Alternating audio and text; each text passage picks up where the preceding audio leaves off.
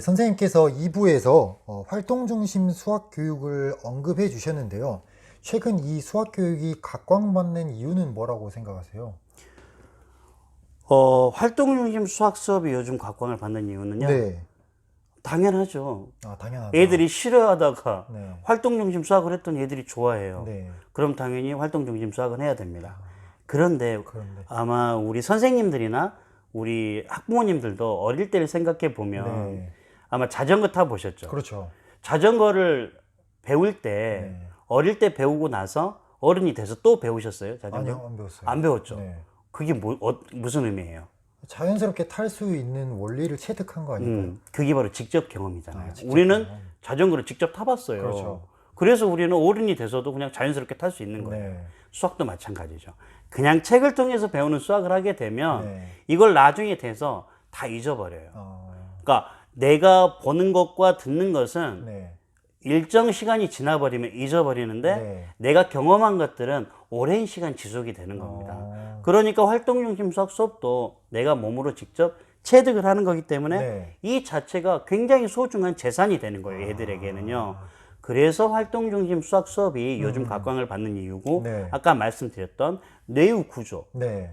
요즘 애들 게임하면 계속적으로 후두엽만 자극을 해서 전두엽까지 오지가 않아요. 수학 문제 푸는 것도 마찬가지예요. 기계적으로 문제를 풀면 후두엽에서 사고가 머물러요. 네. 그런데 활동 중심 수학 수업을 하게 되면 전두엽, 여기 앞에 전두엽과 두정엽까지도 영향을 미치기 때문에 애들에게는 활동 중심 수학 수업을 하는 것이 도움이 된다는 겁니다. 아, 좋습니다.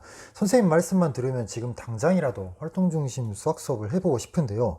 과연 이게 장점만 있을지 단점이 있다면 무엇이며 또 어떻게 보완까지 할 수 있을까요? 일단은 활동 중심 수학 수업의 장점은 지금까지 제가 말씀드린 모든 네. 것이 장점이에요. 네. 근데 장점만 있진 않아요. 이 단점이라고 말하는 것도 사실 좀 그렇고, 네. 애로점이라고 저는 생각을 네, 합니다. 그렇죠. 교사가 활동 중심 수학 수업을 하려면 네. 많은 노력이 필요합니다. 아, 교육 과정에 대한 정확한 이해도 필요하고요. 그렇죠. 그 다음에 어떠한 교구를 투입을 했을 때 이게 어떤 효과가 날지는 아무도 모르잖아요. 맞아요. 그런데 그것은 교사가 미리 해봐야 됩니다. 아, 그래서 이러한 교사의 준비 또는 교구가 갖추어지지 않으면 교구도 또 갖추어야 되고 어떤 지원적인 부분도 필요하고, 근데 지원이 제 돈으로 할 수는 없잖아요. 그렇죠. 또 예, 저도 가정을 꾸리고 있는 네, 사람이라 맞아요. 예, 그렇다 보면 학교 예산도 어느 수준까지는 다 목적 경비로 쓰이는 것들이라 네, 네. 우리에게 교사들에게 지원되는 것은 거의 없단 말이에요. 그렇다 보니까 그런 어려운 점이 있어요. 네. 그래서 이제 그런 것들이 어려운 점이고 애로점이고, 네.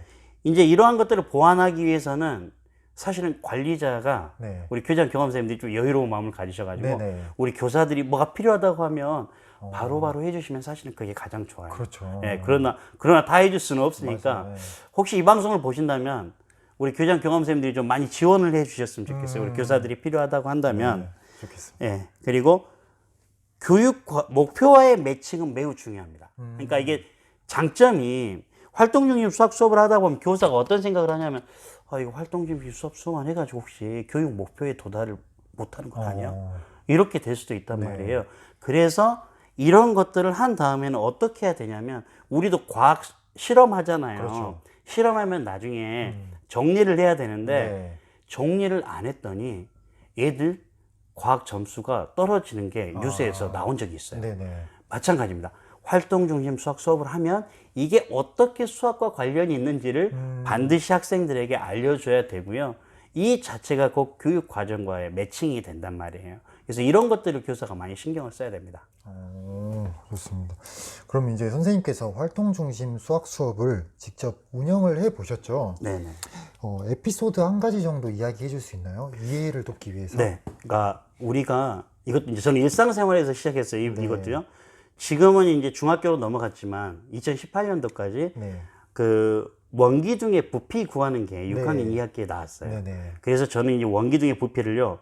보통 선생님들은 원기둥의 부피하면 네. 그냥 어떤 애들에게 공식만을 알려주고 그렇죠. 지나가 버리잖아요. 네. 저는요 원기둥을 직접 잘랐어요, 애들하고요. 잘라서요? 네. 네. 그러니까 자르는데 원기둥을 자를 수 있는 게 뭐가 없잖아요. 네. 그래서 막 이것저것 알아보니까 우리 그 백업이란 게 있어요. 백업이라고 하면 네. 컴퓨터 백업 파일이 아니고 그렇죠. 백업이라는 환경 물품을 구성하는 스티로폼처럼 생긴 게 있어요. 이렇게 동그래가지고요. 그래서 애들한테 이렇게 얘기를 했어요. 애들아, 이 원기둥을 너희들이 한번 잘라서 다각형으로 한번, 다른 다각형으로 한번 만들어 보라고 했어요. 다면체로. 네. 그랬더니 애들이 이제 그때부터 막 자르는 거예요. 그렇죠. 예, 자르는데 어떤 애가 이게 이제 이 원기둥이라고 하면 깍두기처럼 써는 거예요. 계속 막 재밌게. 그래요? 예. 네. 썰었는데 신기한 게 나중에 그 깍두기 썬 것을 옆으로 세웠더니 직육면체 모양이 나오는 거예요. 아, 정말. 진짜요? 예, 그렇게 나왔어요. 그래가지고 애가 그걸 보면서 이 중요한 것은 가로 세로 높이를 얘들이 찾아가는 게 저는 너무 신기했어요. 그러니까 교과서에서 나와 있는 것은 그냥 이 잘게 쪼개면 우리가 말하는 원기둥을 이렇게 네. 세로로 계속 쪼개 나가면 이 자체가 이제 나중에는 직육면체로 맞아요. 바뀌는 건데 네. 걔는 이렇게 이 깍두기 썰었는데 그런 모양이 나온 걸 보면서 야, 수학이 정말로 한 가지 길만 있는 것은 아니구나. 그래서 걔한테도 칭찬을 많이 해줬고 우리들도 보면서 많이 웃었던 기억이 네. 있어요. 그 당시에. 그 아이는 그 원기둥을 절대 잊지 못하겠네요. 맞습니다. 네. 절대 잊을 수 없을 겁니다.